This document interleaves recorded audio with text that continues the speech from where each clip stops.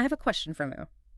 When you're thinking, like right now, listening to this, and that inner monologue is running in your head, what language is that voice speaking?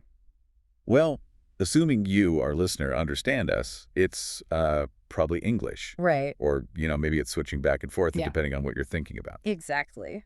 But here's the follow-up. Did you choose that?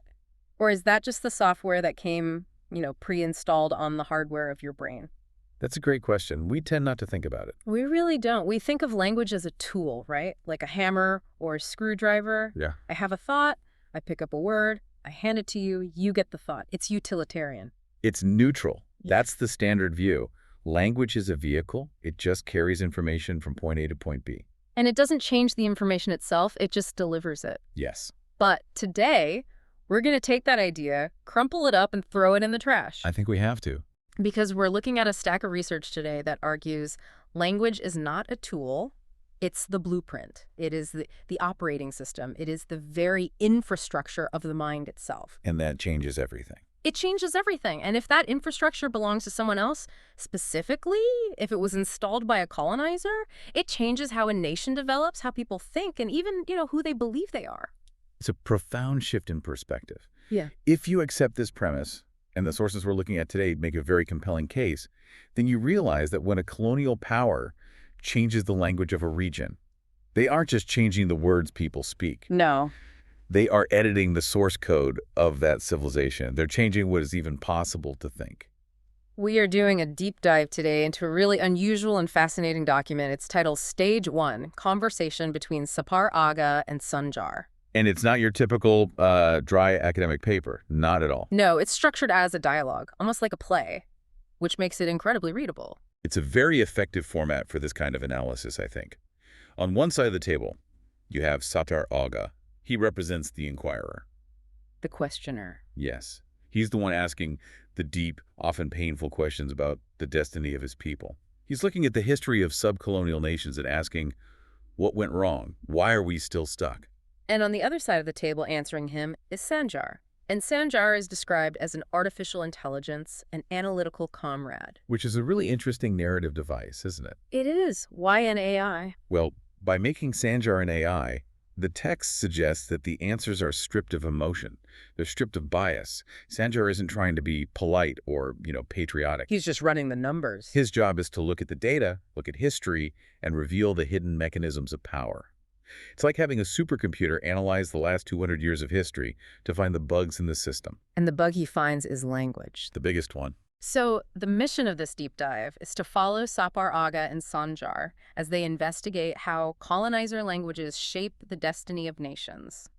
And we're going to go from the steppes of Turkestan to the classrooms of India, the administration blocks of Africa, and the churches of Latin America.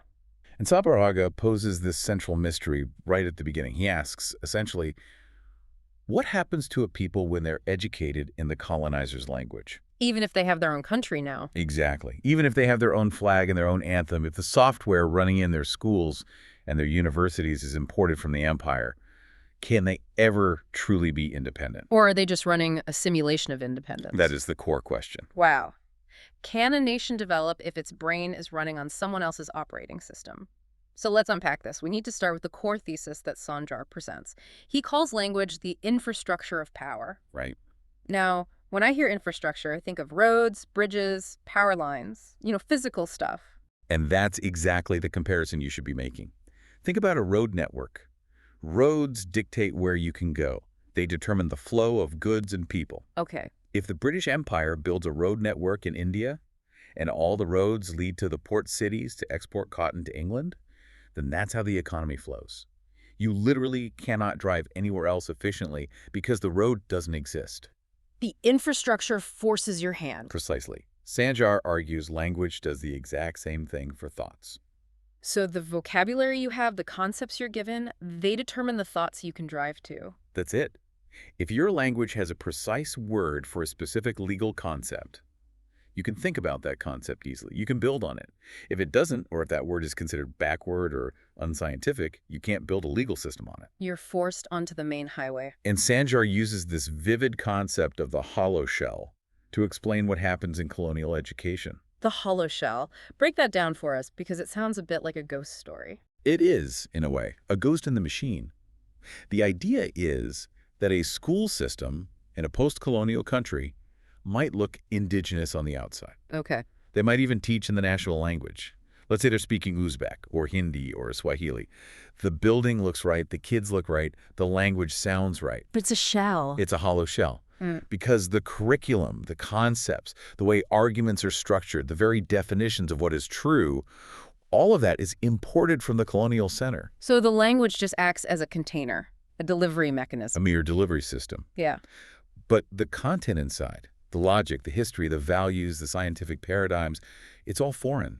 You end up with this bizarre situation where people are speaking their mother tongue, but they are thinking in the colonizer's frameworks. So they're not creating new ideas from their own reality. No, they're translating Western concepts into their own words. It's like, okay, imagine you buy a computer. The case looks like it was made locally. It has local stickers on it. It's got the right brand. But when you turn it on, it's running Windows.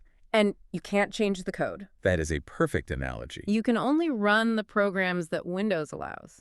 You are trapped in the ecosystem of that operating system. You can't run a program that isn't compatible. And Sinjar breaks this control mechanism down into 3 very specific tools. The first one is defining truth. Defining truth, that sounds almost biblical. It is about authority. It's about power. The colonizer gets to decide what counts as knowledge, with a capital K, and what is just folklore or culture. Oh, I see where this is going. So physics, chemistry, philosophy, economics, that's knowledge, and that's usually taught in English or French or Russian. Correct. That's the real stuff. That's how the world actually works. But your grandmother's stories, your local history, traditional medicine, the way your culture resolves disputes. That isn't knowledge. That is just folklore. It's cute. It's colorful. We can put it in a museum. We can study it in an anthropology department. But we don't teach it in the university physics department as absolute truth. It creates a hierarchy of reality, where one reality is universal and serious, and the other is local and quaint. Exactly. And that leads directly to the second mechanism, formatting the elite. Formatting them, like a hard drive. Precisely. The school system isn't really designed to educate everyone equally. It's designed to filter. It's a giant sorting mechanism to create a leadership class that thinks in the categories of the empire. So if you want to get ahead, if you want to be a doctor, a general, a politician, you have to prove you can run the software. You have to master the colonizer's code. You have to pass the exams that they wrote about their history, their literature, their way of seeing the world. And by the time you've passed all those exams, you have changed. You've been formatted. Yes. You might look like your countrymen. You might eat the same food. But you think like the colonizer. You see the world through their categories. Which brings us to the third mechanism, which I found the most, heartbreaking. Severing the link. This is the ultimate consequence of the first two. It breaks the organic connection between the newly formatted elite and the people they're supposed to lead. Because they don't speak the same conceptual language anymore. Right. And even more deeply, it severs the connection between the people and their own history. Their own subjectivity, their sense of being the main character in their own story is dissolved. What do you mean by that, dissolved? They stop seeing themselves as the agents of history. They become the objects of history. They become supporting characters in someone else's story, the story of the empire. Supporting characters in someone else's story. That is a brutal way to put it. But Sanjar isn't just pulling these ideas out of thin air, is he? I mean, this dialogue is built on some serious academic foundations. Oh, absolutely. This isn't just speculation. The source material references some of the heavy hitters of post-colonial theory. We really need to talk about Umida Bekjanowa. The Kenyan writer? Yes. His book, Decolonizing the Mind, is it's essential here. It's a foundational text. He's the one who stopped writing in English, right? He made a conscious choice to switch back to his native Gikuyu. He did.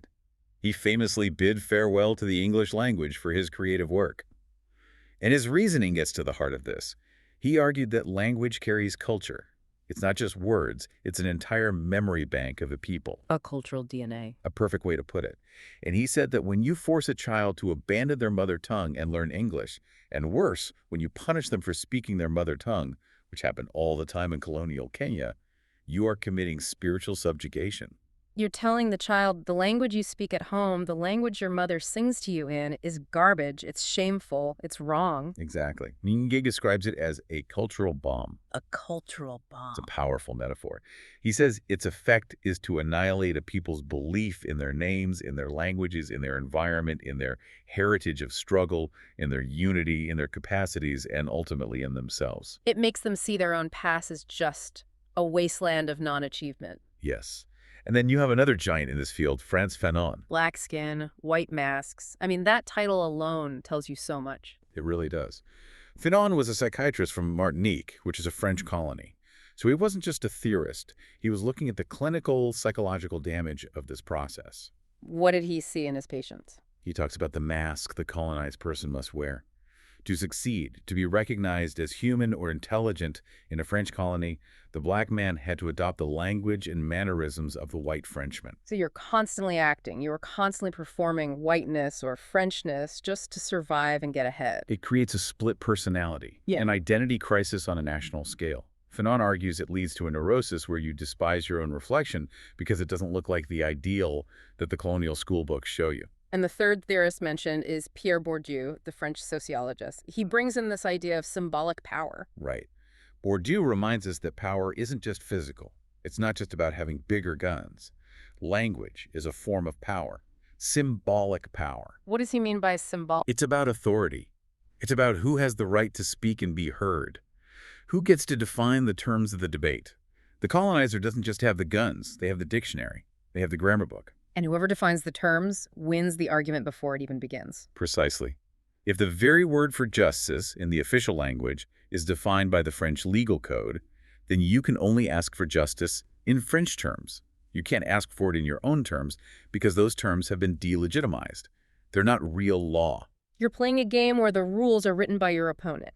And the referee is your opponent. And the language of the rule book is your opponent's language. Okay, so that is the theoretical framework. It's heady, infrastructure of power, formatting elites, severing the link. Now, Saparaga, in our source text, wants to apply this to his own home. He asks about Turkestan, or what we generally call Central Asia. And this is where the deep dive gets really specific and I think very illuminating. Turkestan is a perfect case study because, as the text lays out, it wasn't just colonized once. It has been hit by wave after wave of linguistic colonization. It's like a geological formation. Exactly. You can see the different layers of sediment, each one laid down by a different empire with a different strategy. So let's walk through these waves. Wave 1 is the Russian Empire. We're talking late 19th century, the Tsars. Right. General Kaufman marches into Tashkent. The Russian Empire establishes itself. Now, their approach was relatively straightforward. It wasn't super complicated. Russian became the language of administration, and crucially, the language of civilization. Implicitly saying that whatever was there before was uncivilized. Of course, that's always the justification. Yeah. The message was clear. Your local languages, Uzbek, Kazakh, Tajik, they're for the bazaar. They're for the mosque. Yeah. They're for the kitchen. For private life. For private backward life. Yeah. But if you want to deal with the state, if you want to file a petition, if you want to work at the post office, if you want to be a modern person, you speak Russian. Then comes wave 2, the Soviet Union. Now, this is where I get confused. I think a lot of people do. Because I always thought the Soviets were different. Didn't they promote local languages? They did. They built schools, they codified alphabets, they celebrated national cultures. It seems like the opposite of colonization. It is a brilliant paradox. And Sanjar highlights this masterfully in the dialogue. He calls it one of the most sophisticated traps in colonial history. The official Soviet policy was national inform, socialist in content. Okay, national inform, socialist in content. What does that actually mean for a student in, say, 1960s Uzbekistan? It means the Soviets supported national languages on paper. Yeah. They did. They printed millions of books in Uzbek and Kazakh. They established national theaters and newspapers. The form was national. The content. The content was Soviet ideology. It was translated Marxism-Leninism. It was Soviet history. Yeah. So they very cleverly used the local language as a vehicle to deliver the central ideology. They used the national form to pour in their socialist content. So they hollowed out the shell. Exactly. They hollowed it out and filled it with red content. But there was another, even more important layer. While they promoted local languages for the masses, for basic literacy, the real power remained exclusively in Russian. How did that play out in a person's life? Okay, imagine you're a bright kid in a village in Uzbekistan in 1970. You can go to elementary school in your native tongue. You can learn to read and write Uzbek. That's great.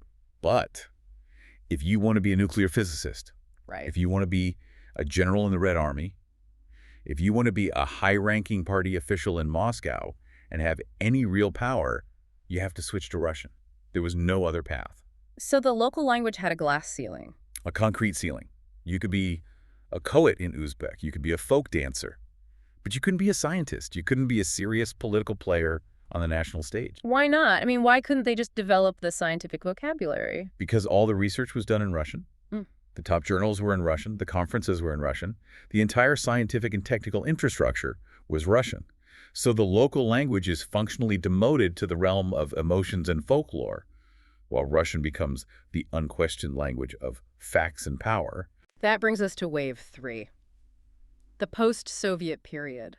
The Soviet Union collapses in 1991. These countries become independent. Uzbekistan, Kazakhstan, Kyrgyzstan, you'd think the problem is solved, right? The colonizer, gone. Bithanjar argues the pattern persists. And his question is why? Because the infrastructure is still there. The people in charge, the technocracy, the ministers, the CEOs of the state-owned companies, they were all educated in that Soviet system. They were all formatted. Their brains are wired in Russian. And from a purely practical standpoint, if you look at the elite business world, and especially the STEM fields, science, technology, engineering, Russian is still the dominant operating system in much of Central Asia. It's the language of the experts. Yes. If you walk into a high-level government or business meeting in Almaty today, the PowerPoint slides are likely going to be in Russian or English, not Kazakh.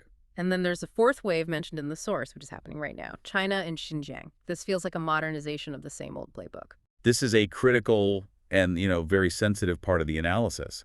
The source describes a situation of formal bilingualism versus actual reality. Formal bilingualism.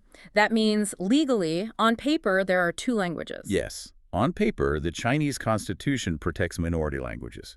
You'll see street signs in both Uyghur and Chinese. You'll see money with different scripts on it. The form is bilingual.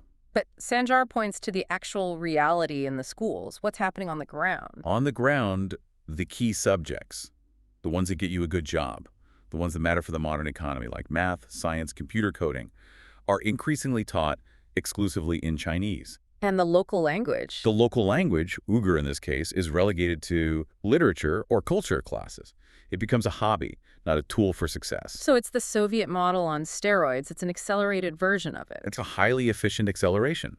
The goal is sinicization. If you control the language of economic opportunity, you control the future of the youth. It's a very pragmatic form of control. Because parents aren't stupid. They want their kids to succeed. Of course. And if the university entrance exam is in Chinese, and the best job interviews are in Chinese, they will push their kids to master Chinese, even if it means losing their mother tongue. It weaponizes parental love against cultural survival. That's a chilling but very accurate way to put it. So putting all these waves together, Russian Empire, Soviet, post-Soviet, Chinese, what is the cumulative result for the people of Turkestan?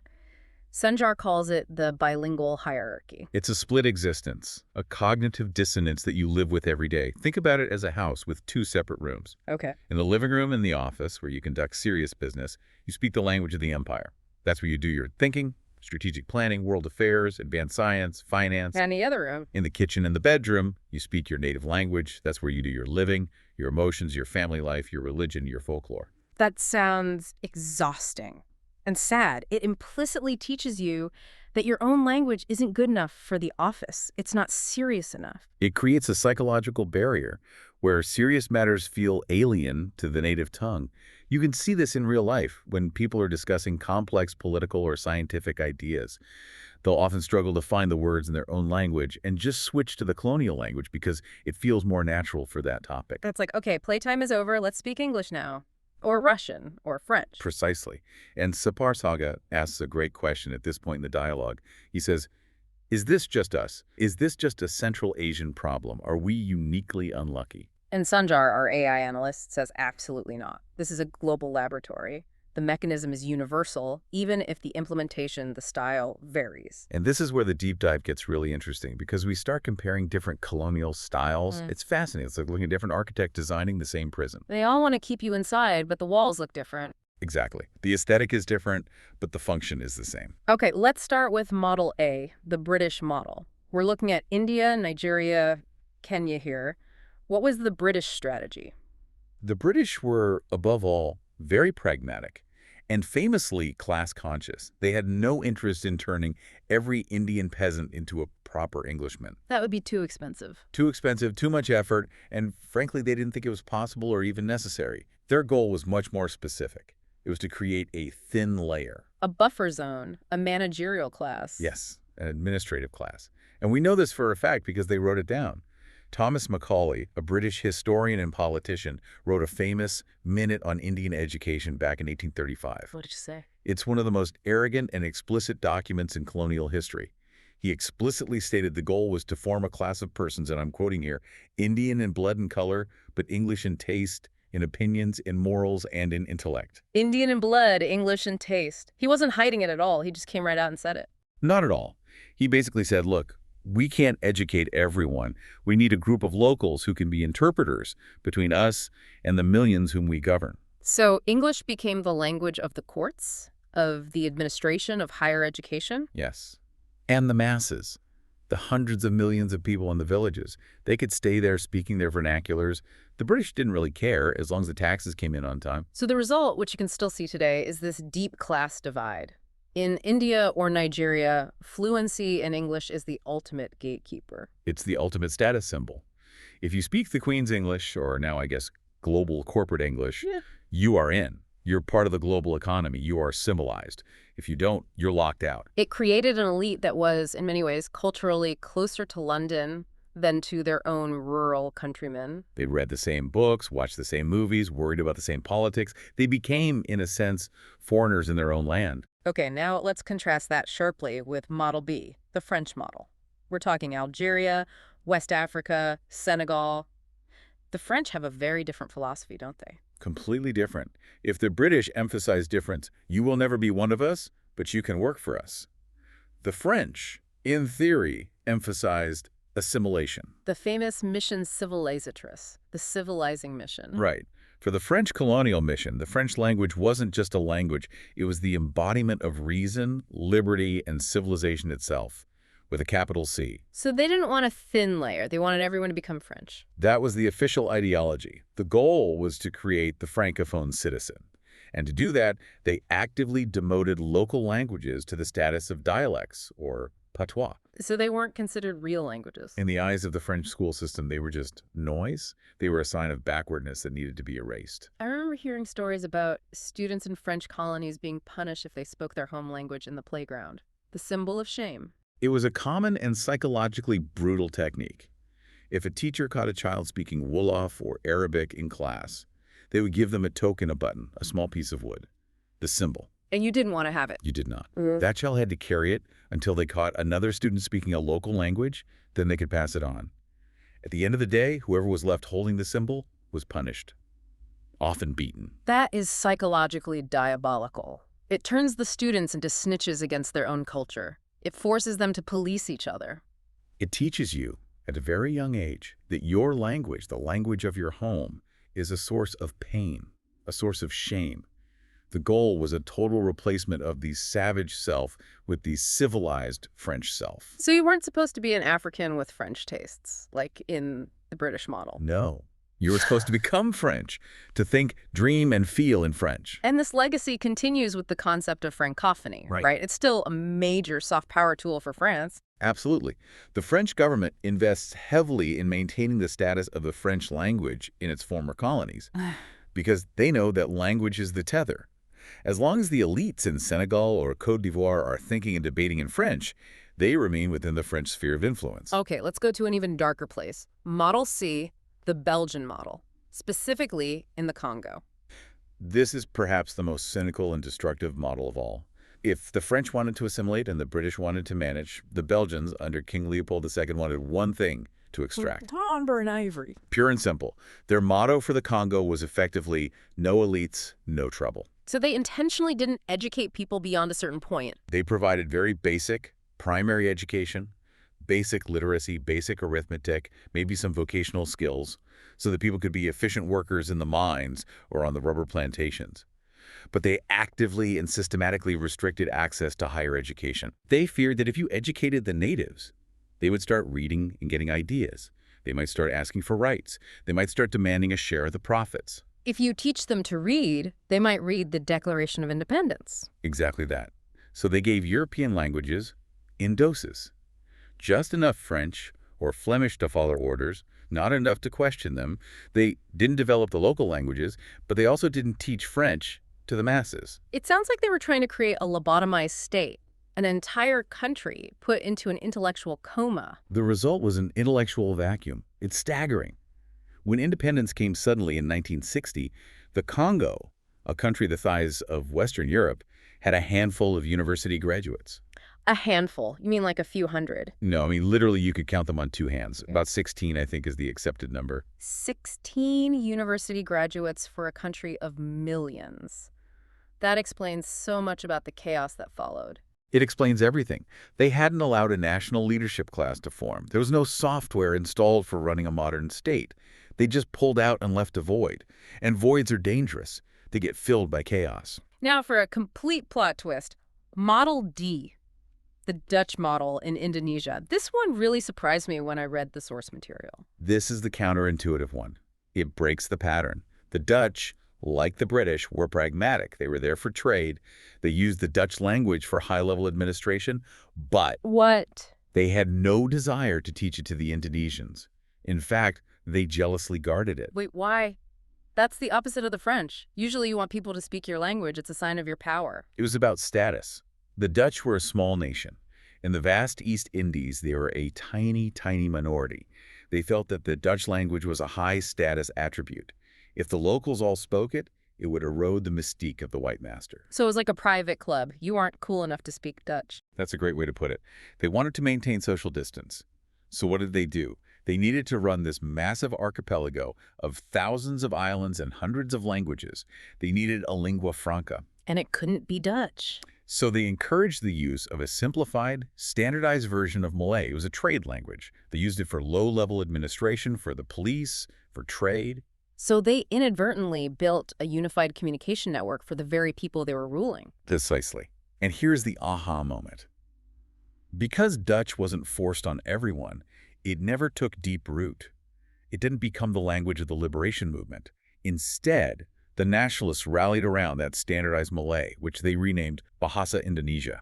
So by being excluded from the colonial language, they were able to develop their own truly national language. Yes, it was an incredible historical accident. When Sukarno and the independence leaders stood up, they could speak a language that belonged to everyone and no one. It wasn't the language of the Javanese majority, so it didn't alienate other groups, and it wasn't the language of the Dutch oppressor. It was neutral ground. It was the perfect tool for nation building. That is wild. Contrast that with Algeria. The source does that, right? It's a stark contrast. In Algeria, the resistance had to fight the French, often in the French language, or in Arabic, which the French had actively suppressed. The French model created what you might call a painful intimacy. A love-hate relationship. Yes. The Algerian intellectuals read French philosophy. They loved the ideals of liberty, equality, fraternity, but they were denied them in practice. It creates a psychological wound that's much deeper and more complicated. Whereas in Indonesia, the Dutch just kept their distance, and in that space, the locals built their own house. Neglect, in this specific historical case, allowed for a weird kind of freedom. It's a fascinating anomaly. Finally, let's look at Model E, the Spanish model in Latin America. This feels like the oldest and maybe the deepest one. It is the total overwrite. The Spanish conquest, starting in the late 15th century, was different from the later colonial projects. It wasn't just about language. It was inseparable from religion. It was the cross and the sword together. So they weren't just changing how you speak, but how you pray and who you worship. It was a complete reality replacement. Right. It was a total restructuring of identity.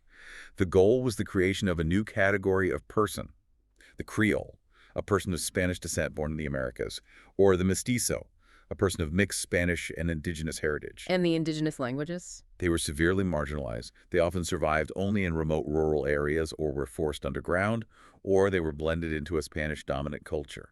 The overwrite was about creating a new Christian Hispanic world. It seems like the most complete erasure of the 5 models. In many ways, yes. It created a deep Hispanicization of the elites and the middle class that continues to this day. Today, the cultural and intellectual software of Latin America is fundamentally Spanish and Portuguese. To the point where the pre-colonial operating systems are often treated as ancient history, like museum pieces, rather than living alternatives. Exactly. When you think of Mexican culture or Peruvian culture today, you generally think of a Spanish-speaking Catholic culture, even though the indigenous roots are powerful and deep.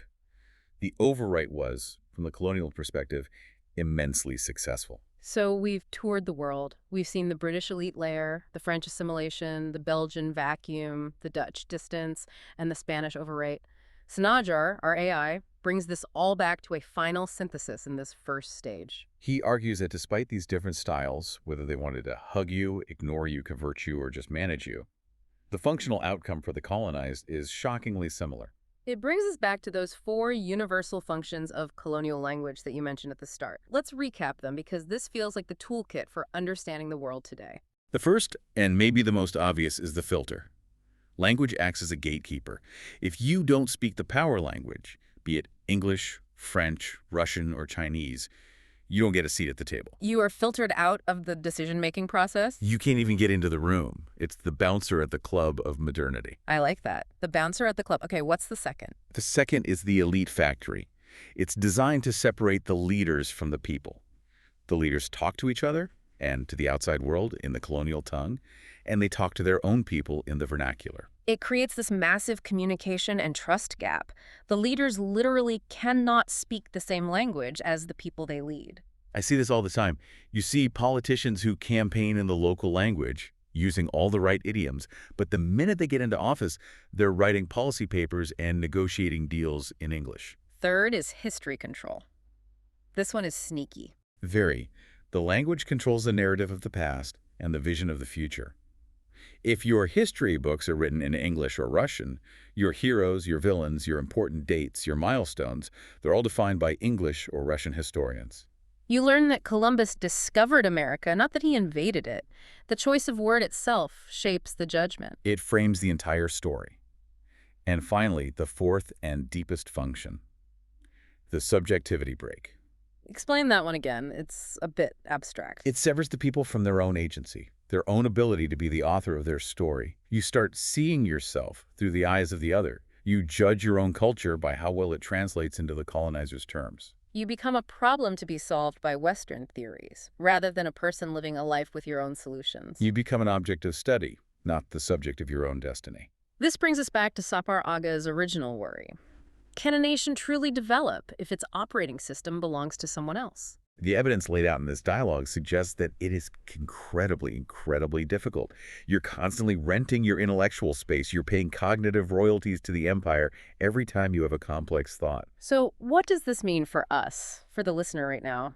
Why should they care about 19th century educational policies in Africa or Asia? It matters because we often wonder, why is development so hard? Why do certain countries seem to struggle to build their own robust scientific communities or stable political institutions? We look at economics, we look at corruption, we look at geography. But we rarely look at the software. We almost never look at the software. If your scientists have to learn a foreign language just to read a basic textbook, that is a tax on their cognitive load. That's a huge barrier to entry. Imagine if every American student had to learn Japanese just to study math. How many fewer engineers would America have? That is the daily reality for most of the world. And it challenges us, you, the listener, to look at your own education. Whose framework are you thinking in? When you define success or progress or civilization, whose dictionary are you using? It's a lot to process, this idea that the very words in our mouth might be shaping the thoughts in our heads in ways we didn't choose. It leads to a final provocative thought that hangs in the air at the end of this conversation. Sanjar describes this bilingual hierarchy in Turkestan, but it's a global reality.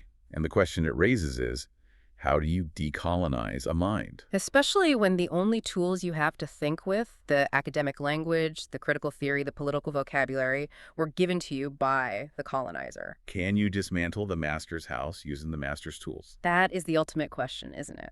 The poet Audre Lorde famously said, "The master's tools will never dismantle the master's house." But other thinkers argue we have no choice but to reforge those tools, to use them for our own purposes. It's the fundamental dilemma of the post-colonial world. It really feels like a trap. If you reject the global language, like English, you risk isolating yourself from the global conversation, from science, from technology. But if you accept it uncritically, you risk erasing yourself. You risk becoming a hollow shell. And looking at the history we've covered today, from Tashkent to Kinshasa to Lima, it seems the answer is we're still trying to figure that out. There is no easy exit. There really isn't. You know, I want to go back to something you implied earlier, something about the economics of this. The empire makes it expensive to be yourself. Yes, that's a good way to summarize it. Because it's not just about history, it's about the market right now. Absolutely. Think about the internet. What is the de facto language of the internet? It's overwhelmingly English. The language of code. It's all based on English syntax. If, then, else. Exactly. If you're an app developer in Vietnam or Brazil, you are coding in an English-based system. The entire global economic infrastructure rewards you for assimilating. So the pressure hasn't gone away. It just changed from a colonial governor in a pith helmet to a global market. The mechanism is the same. The center, whether it's London in 1900 or Silicon Valley today, dictates the protocol. The periphery must adapt to be included. If you want to sell your app in the App Store, you write the description in English.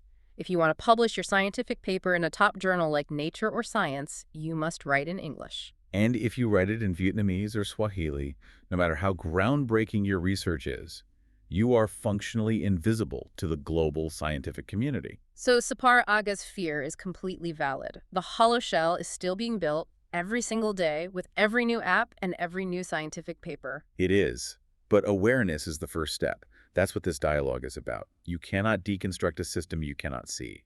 By naming the bilingual hierarchy, by naming the hollow shell, you start to see the bars of the cage. And once you see the bars, maybe you can start to find a way to file through them. Or at the very least, you stop blaming yourself for being inside the cage. That is absolutely crucial. Much of Phantom's work was about removing that internalized shame, about realizing that the inferiority complex of the colonized was a manufactured product, not a natural fact. You aren't stupid because you struggle with the colonial language. You're just navigating a system that was intentionally designed to make you stumble. That removes the shame. That's powerful. It is. It's the beginning of liberation. We've covered a massive amount of ground today, from the mechanics of the hollow shell to a global tour of 5 different colonial strategies. It's a heavy topic, but it's an essential one.